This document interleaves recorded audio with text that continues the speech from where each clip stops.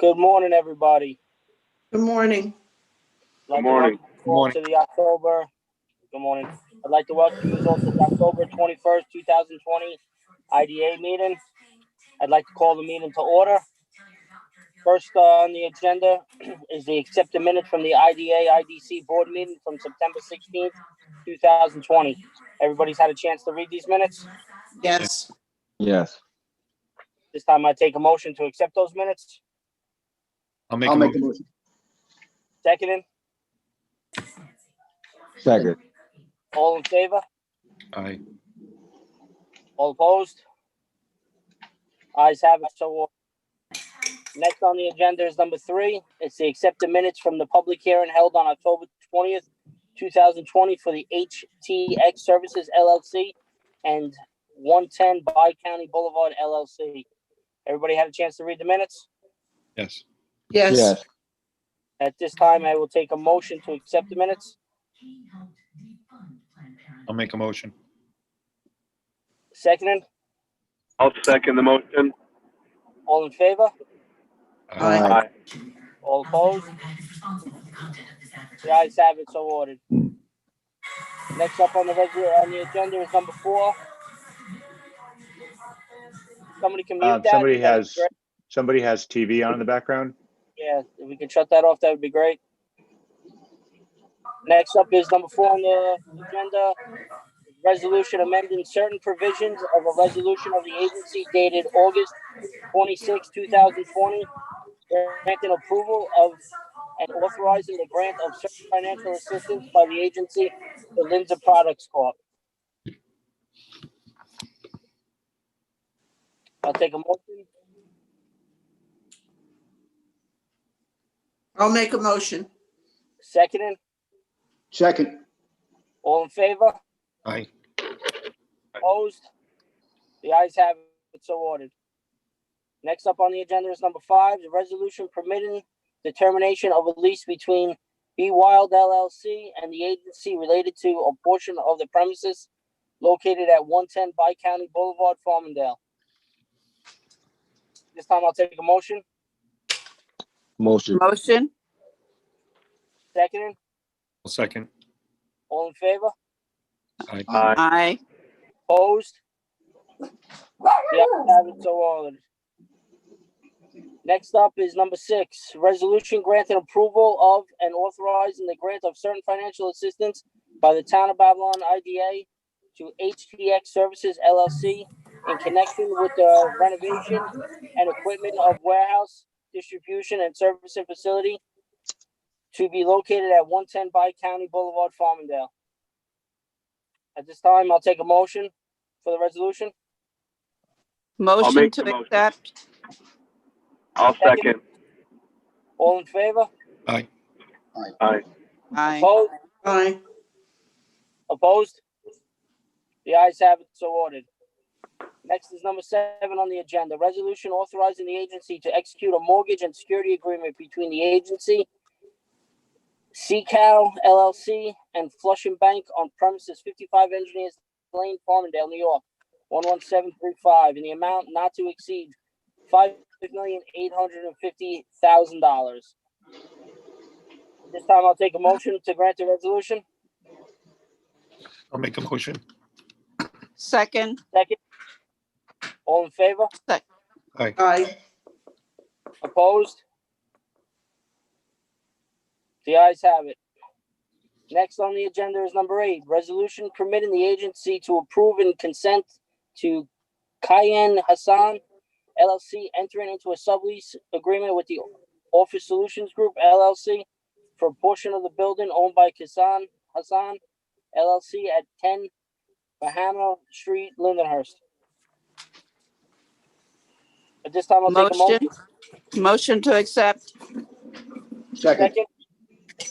All in favor? Aye. Aye. Aye. Opposed? The ayes have it, so ordered. Next up is resolution authorizing the chief executive officer to execute a lease agreement with the Town of Babylon. I'll offer the motion. Motion second. Second. All in favor? Aye. Aye. opposed? The ayes have it, so ordered. Next up, everybody's reviewed the budget. Yeah. This motion to approve the budget of 2021. At this time, I'll take a motion. I'll make a motion. Second, Second. Second. all in favor? Aye. Opposed? Ayes have it, so ordered. Next up is the chief executive report by Tom. Good morning, everyone. Good morning, Tom. Can't believe it. Last night, we were looking and 72 days left till 2020 is over, 2020 is over. And, we're working through those 72 days and we're just putting plans together to make sure that we finish strong here in what's been a very trying time this year. But this morning, I wanted to turn it over to Dan Lloyd, who is our special projects manager. As many of you know, he's been working with the Economic Inclusion Initiative. And at this time, I want to turn it over to Dan just to kind of give an update and talk about some of the things that are going on with the program. Good morning, Dan. Awesome. Thank you, Tom, and good morning, everyone. Morning. We're very excited about the progress of the initiative, but I did want to just kind of circle back and give everyone a bit of insight as to, how we even came up with this plan.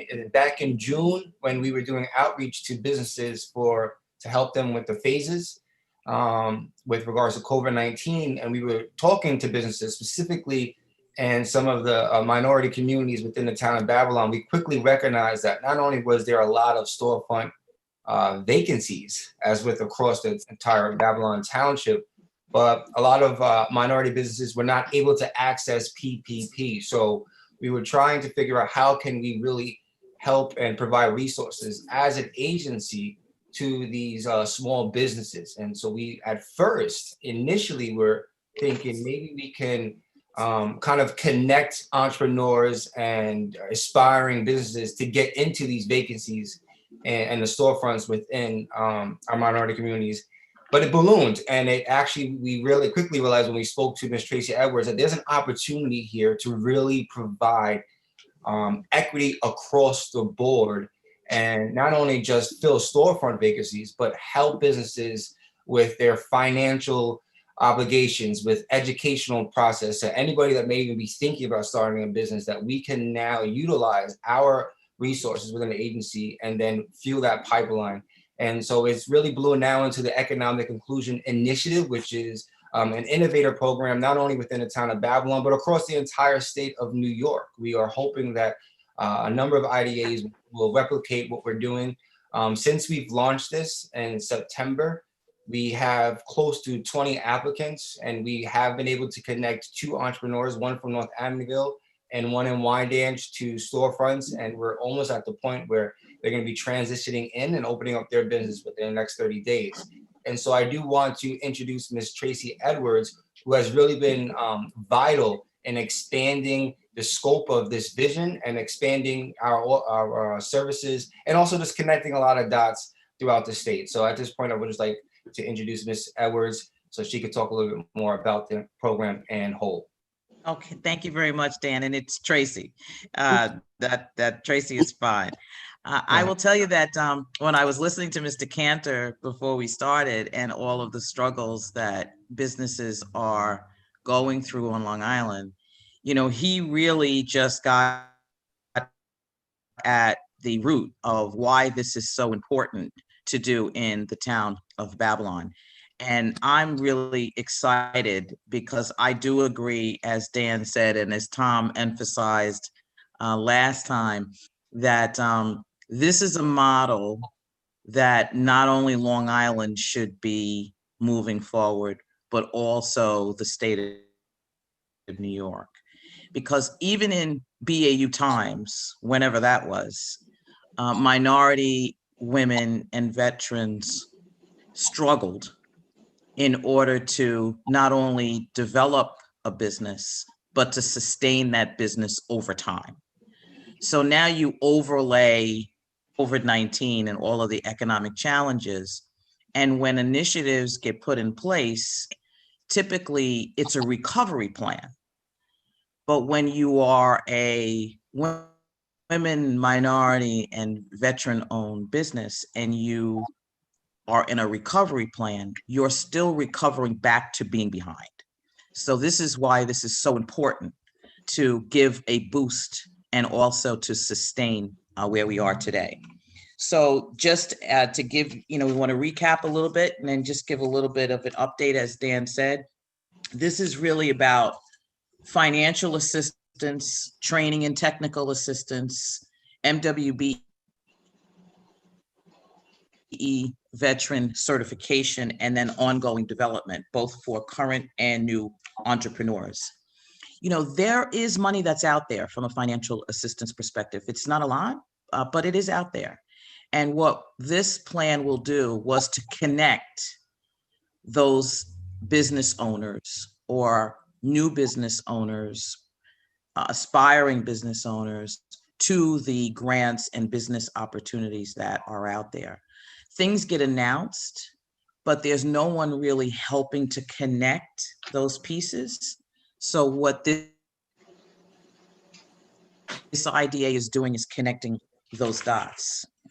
From a training and technical perspective, what we want to do is not only create our own initiatives, but we also want to make sure that we are tapping into a lot of the programs that are already there, that we don't have to start, that we can just either partner with, we can also put in an MOU to have services, or we can just have the business owners, let them know that Suffolk County, for example, has a training program for new entrepreneurs and the like that we can connect them to. So it's really just, a lot of times people don't know how and where to ask for support. So they will be a member and we'll be able to provide that on an ongoing perspective. Also, you always need a pipeline.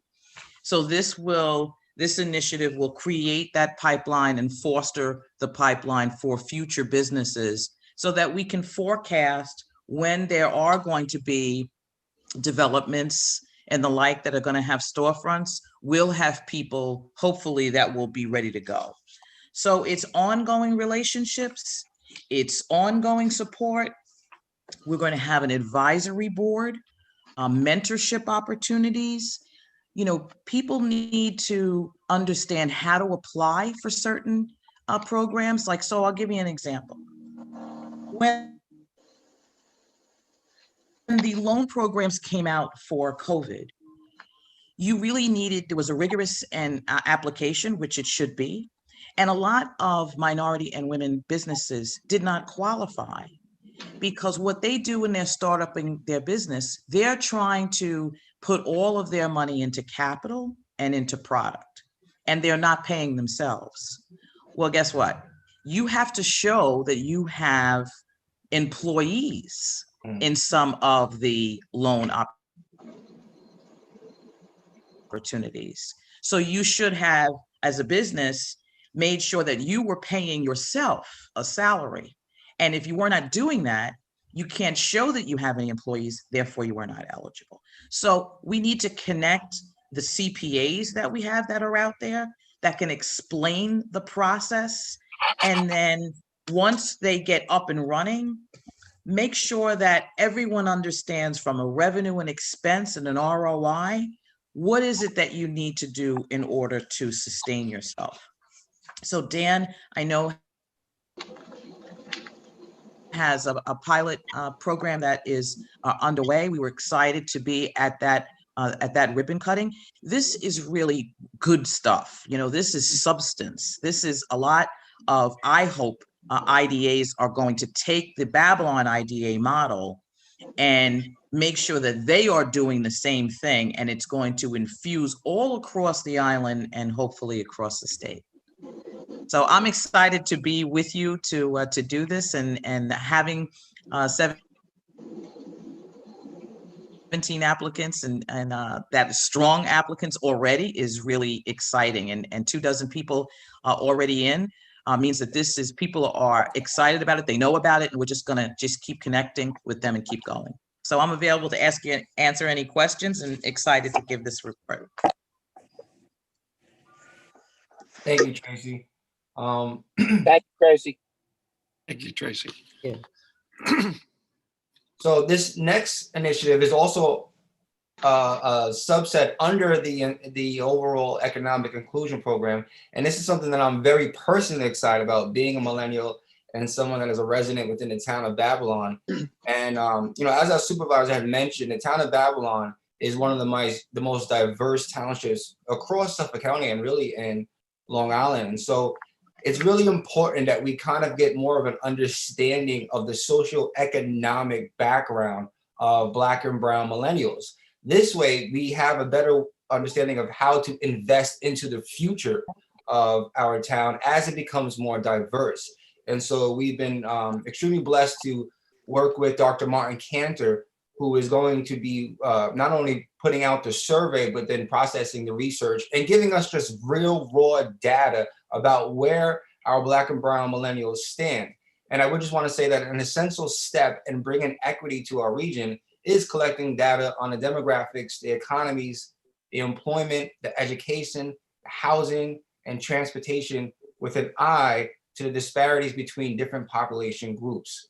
This data that we're going to be able to collect will be integral to assisting millennials from diverse backgrounds with access of opportunities to equity and workforce, economic, and public policy initiatives. And so we're going to really be able to now not only communicate, but get an authentic understanding of where we got to go next with workforce and just job opportunities within the Babylon Township. So I do want to just introduce Dr. Martin Cantor, and he's going to give us more of an understanding of this research project. Well, good morning. First of all, Rosemary Deering, how are you? Good morning. Good morning. Hi, Marty. How are you? It's been so long. How are you? I know. I'm great. Thank you. Great. You look wonderful. Well, thank you. You do too. Yeah. And how's our girl Madeline doing, huh? Oh, you know she's doing all right. I know she's just doing super. Yeah. Which is great. So good to see you. I'm glad you're well. Thank you, babe. Okay. And Tracy, I want to address two things that you had mentioned, which are so critical.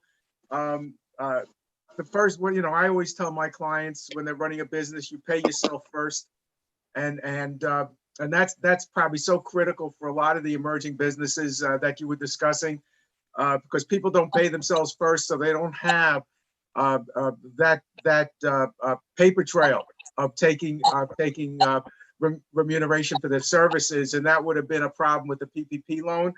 And the second thing that regarding those PPP loans, which would have helped a lot of the new entrepreneurs who applied for it, as everybody was expecting, the SBA has said that for those PPP loans that were under $50,000, they're going to just turn them all into grants. So people really don't have to file and say, I got this much, did I pay myself or did I keep my employees? So that's $50,000 if you got it of free money for a lot of the businesses who didn't apply.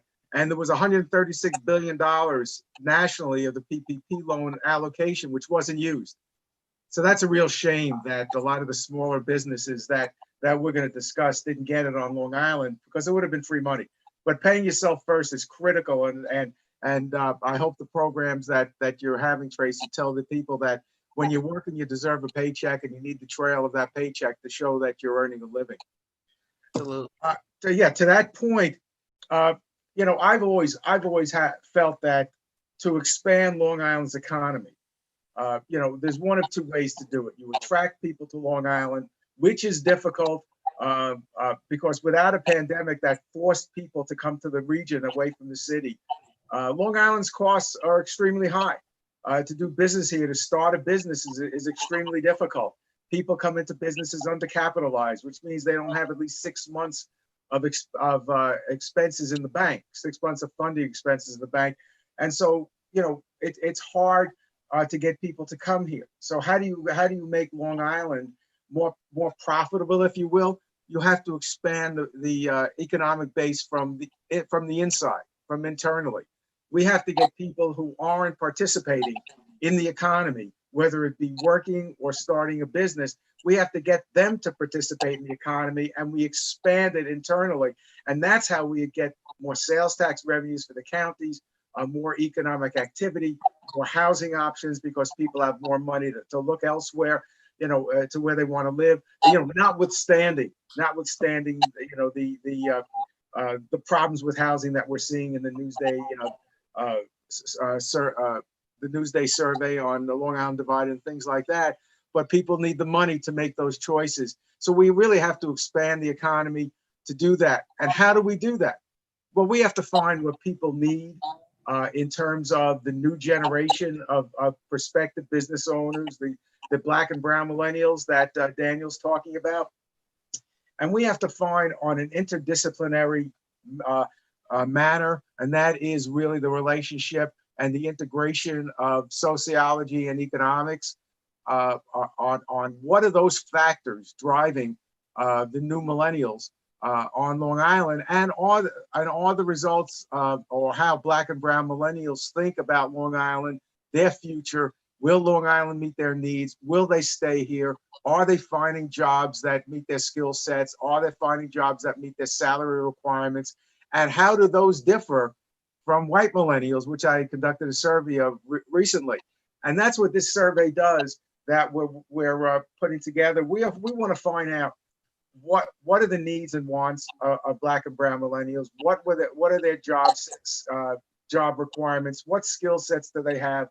What educational levels? Because we do know from my previous work that educational attainment levels are very important in terms of people's ability to access the regional economy and jobs that are out there. We want to find all the needs and wants. And the other thing that we're doing, which is unlike some other surveys, we are drawing correlations and predictors, excuse me, of our results. If somebody says, well, Long Island's not meeting my needs, which is one of our questions, or I will leave Long Island if it doesn't meet our needs. And we know that Long Island is hemorrhaging young people, and New York State is hemorrhaging young people. They're going to Austin, Texas, and any place else where there are better job opportunities.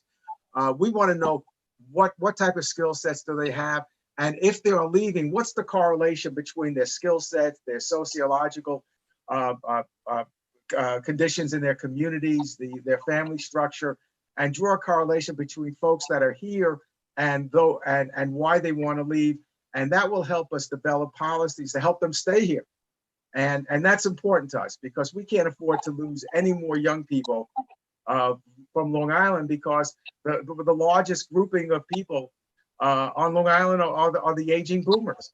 And once they drop out of the workforce, that takes with them a lot of income, the higher income earners, and we have to replace them with our young people. And if they leave, we're really we're losing our workforce. Like today in Newsday, Long Island's workforce dropped by 71,000 people. Now that could mean that people aren't going to work, students aren't applying for unemployment, people are retiring. But that's 71,000 people who are no longer going to be productive in our workforce. So they have to be replaced. And the people that will replace them are the millennials, whether they're Black, brown, or white. They're the ones who have to replace them. And we need to find out, how do we keep them to stay on Long Island? What are the needs are? Do they have faith in the Long Island leadership to do that? Those are some of the questions that we're asking. And we're going to draw correlations between those answers. And then the biggest thing we're going to do is we're going to create an index of predictability. We're going to be able to define who of our respondents and predict if they will stay on Long Island or they will leave. And if they will leave Long Island, we want to know why, so we can jump in and create policies like the town of Babylon is doing for small business, to find out how do we expand the small business space in the most diverse town on Long Island. And if it works in the town of Babylon, it can work anywhere on Long Island. And we want to provide that data and that information, so we can develop the policies that will keep our workforce growing and the Long Island economy expanding. And that's what we hope to accomplish with the survey. Thank you, Dr. Cantor. Yeah, thank you very much, guys. Very informative, and some of the things, Daniel, you talk about when you first started, and we first started, it was about the outreach, going out. And I look at the survey as a very similar process. We need to have a better understanding of what's going on, and I look forward to getting that information and seeing what's going on so that we can be relevant in the solution here on Long Island. Hey, and Tom, could I add one thing? I'm sorry. Sure. The one thing that we've done in this survey, and which is different than other ones, we're asking the millennials, how did COVID-19 impact them? We're asking them, do you have health insurance? Did your job lay you off? Have you been tested?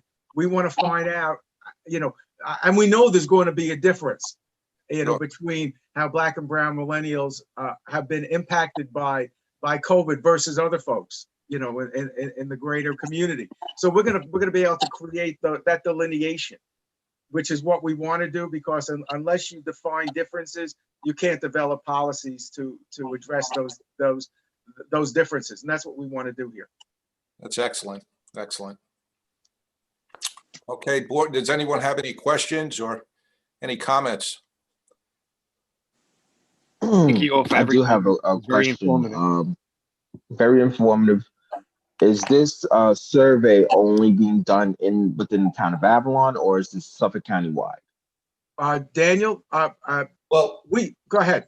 Daniel, no, could you ask? so the Babylon IDA is, putting out the survey, but it's going to be Long Island wide, so it's not even county wide. We want as many respondents to this as possible, but we also want, again, just like the storefront initiative and the entire economic inclusion plan, we want the Babylon IDA to show that this is what an agency is able to do, and replicate this, and then we can also then be the foundation of this data for other agencies and just also other corporations now, because then corporations are going to come to us to kind of get more of a gauge into emerging markets, like the, just many different opportunities that are coming in post COVID-19. So, we definitely want to get as many respondents as possible across the Long Island, not even just Suffolk. And we're going to know, if I can add to that, Daniel, the survey is confidential and anonymous because we want people to respond, but we do ask for the zip codes. So we're going to be able to know where the respondents live, and we're also going to know their gender. And so we're going to be able to stratify responses based upon zip codes, communities, and gender. So the differences of the answers will be readily available.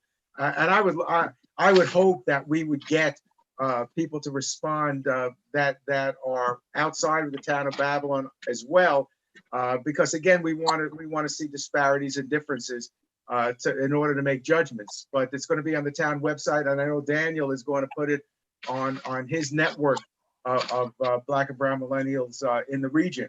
So we should be able to get a real good response. The last survey I conducted, we got 445 responses. So I'm hoping that we get at least that many to give us a real good feel for what's going on. I mean, we can, when you do academic research, if you have a good random sample and you get 25 responses, they consider that good. I want as many as we can get. I want to cast the widest net that we can have to get the greatest amount of data. Yeah. It's also going to be on SurveyMonkey as well. So it'll be a digital link, not just a physical. So we'll be able to really get that across and share it. Good. Well, I think this is a wonderful project, and Dan and Marty and Tracy, thank you so much, and I'm excited about it. I think it's going to be great for us. Agreed. Thank you. It's exciting. Very exciting. Okay, and thank you very much, guys. Thank you so much. We're going to move on now. I'd like to introduce our Deputy Supervisor, Tony Martinez. And Tony, take it away. Thanks, Tom. Thanks, Tom. That was a great presentation. Thank you, guys. Awesome job. Really excited about it. I know Supervisor Schaefer is extremely excited about it. I bring greetings from Supervisor Schaefer. He says hello and wishes all of you a great day. And on behalf of him and the entire town board, I want to say thank you very much for the great work you've been doing during COVID. It's just amazing the support that you have provided to businesses on Main Street and also to the not-for-profits. You really have given them a hand up. And for that, they are forever grateful. And so are we. So great job, board, great job, IDA staff. The work you're doing is amazing. So thank you very much. So today I'm going to be speaking about the Southeast Quadrant. That's the second phase of Wyandanch Rising, just to give you an update of where we are. Things are really starting to roll, which we are very excited. The community is excited because they have been requesting the development to move south of the tracks.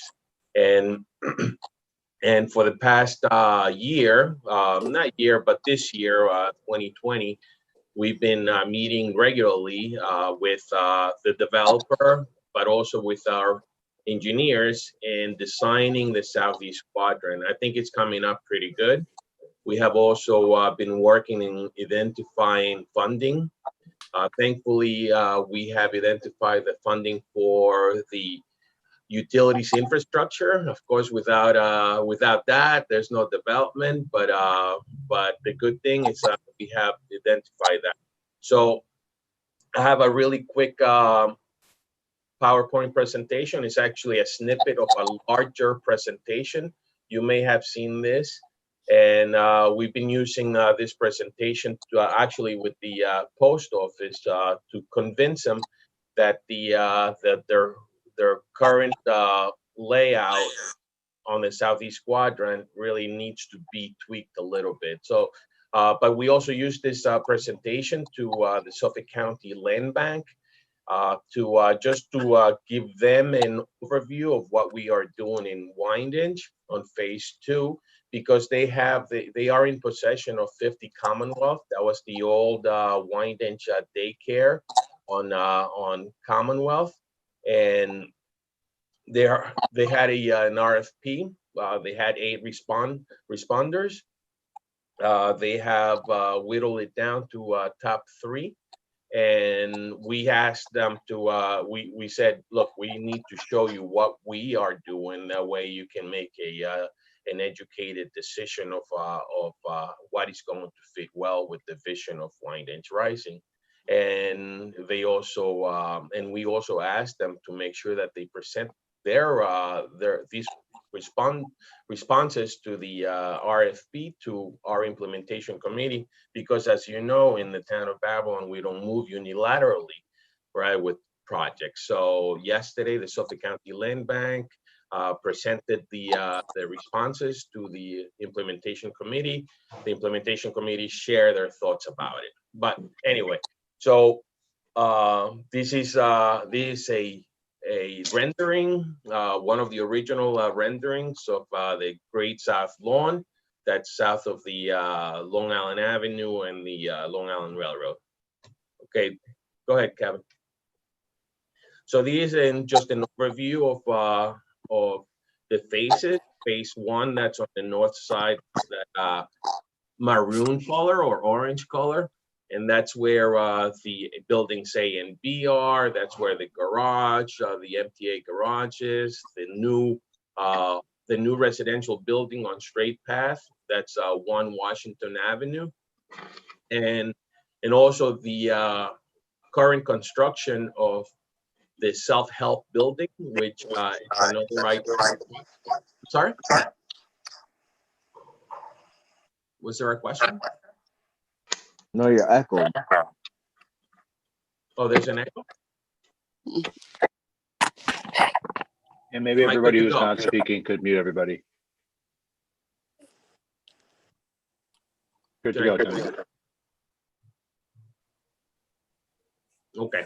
So so phase 1 right now, it's we're still, moving forward with the YMCA and the health center. That's the wellness building. Unfortunately, the YMCA has really been affected during COVID. I think you may have seen that they recently had to lay off a lot of people. So, but the HRH is, they are fully funded and ready to continue. I will provide more of an update as I learn more and when we meet with all stakeholders in regards to the wellness center. But things are moving really great. I don't know if you have been down there, but you know, the businesses that are there are thriving as best as they can during COVID. So things are moving really well. But now we have moved to phase 2, and that's that blue area that's on the we're calling it the southeast quadrant. And that encompasses Commonwealth to the south, Long Island Avenue to the north, Straight Path to the west, and Doe to the east. Next. That's the post office, and this is the, as I mentioned earlier, these the PowerPoint presentation we've been using to kind of like convince them to, and this is just a snippet. This is not the whole presentation, but this is where the post office is. Currently, the town, the DPW has used this area for staging during winter. That's where we keep the salt for the snowstorms. So that's just a staging area now, but this is going to be the area that we've been working on. Next slide. And this is where we are now. And this is the design of that southeast quadrant. If you look at right now, the developer has reached out to the IDA in regards to building L&M. Originally, that it was 2 buildings with a breezeway in between. But recently the developer asked if we could consider a larger building, and it's got to do with financing and a whole bunch of other stuff.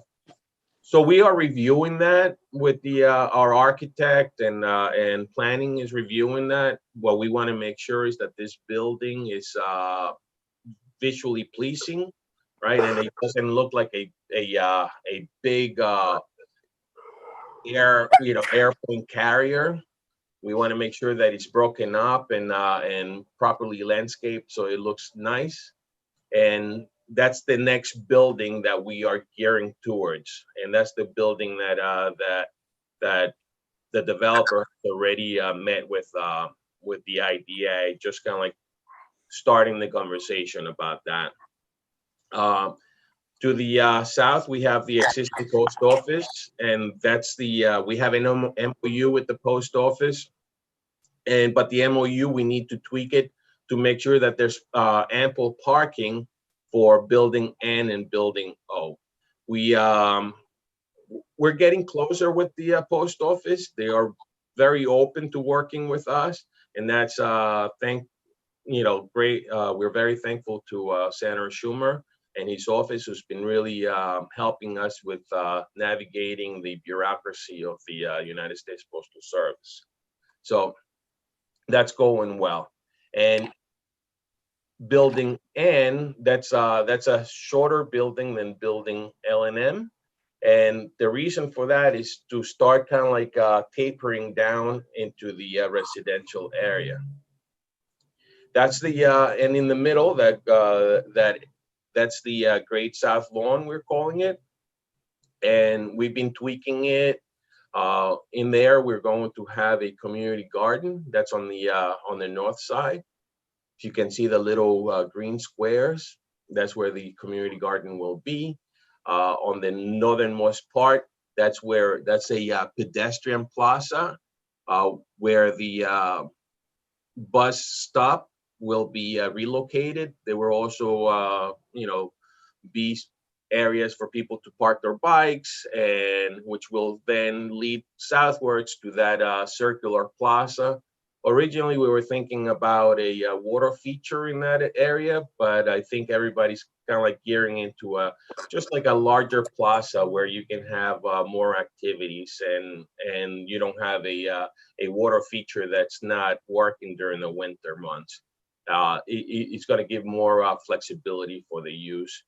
And on the other southern part of that Great South Lawn, you have the playground, and then farther south, you have the dog run. And on Commonwealth, we are going to have a bike path that will connect to Geiger, and also have the kind of like the setting up a path to Belmont Lake State Park, etc. So we've been designing this for the past 7 months, and I believe that the implementation committee is very happy with the current design. On the east side of the South Lawn, you have townhomes, and those townhomes are going to be home ownership. That's the home ownership component that we have been demanding. Originally, the developer wanted more rentals, but in the vision plan, he called for home ownership, and Supervisor Schaefer has been very adamant that we need a home ownership component to this development. So these are going to be home ownership on the east side. We still have a lot of work to do. We have to acquire still 3 properties on Grand Boulevard, but all those most of those owners are open to negotiating with the town. So things are looking really bright. We're very excited about moving to the south of the tracks. We have a lot of work. We have the utilities is a big lift with Suffolk County Water Authority, the PSE&G, Nat Grid, and of course the expansion of the sewer connections. And that's our responsibility as a municipality. But of course, we would not have gotten this far on this development without the IDA board. And I want to say thank you very much for all the support in bringing this to fruition. I think, God willing, we will be breaking ground sometime in 21, and perhaps with a solid development on the south of the tracks in 22. So that's what I got. Well, Any questions? Great job, Tony. Yeah. Thank you so much. Thank you, Tony. I think the home ownership piece is definitely what's needed in this community. They've been screaming for it. Absolutely. It's like you need Yeah. that. You need that. Yep. thanks, Tone, for the update. And at this time, thank you for the hard work that you're putting into this and the commitment that you've shown through this project. So thank you. Thank you, Tony, and thank the supervisor also for us all. Will do. Thank you. Okay, Tom, I'd like to turn it back to you. Oh, thanks. Next up on the agenda is number 12, old business. Anything for old business? No. With nothing for old business, we'll move to new business. Anything for new business? Like always, I want to thank Tom and the team over there. You guys are doing an excellent job. The new additions with Tracy and Dan are phenomenal. Thank you, everybody, for their presentations today. At this time, I'll take a motion to close. Motion. Second. Second. All in favor? Aye. The ayes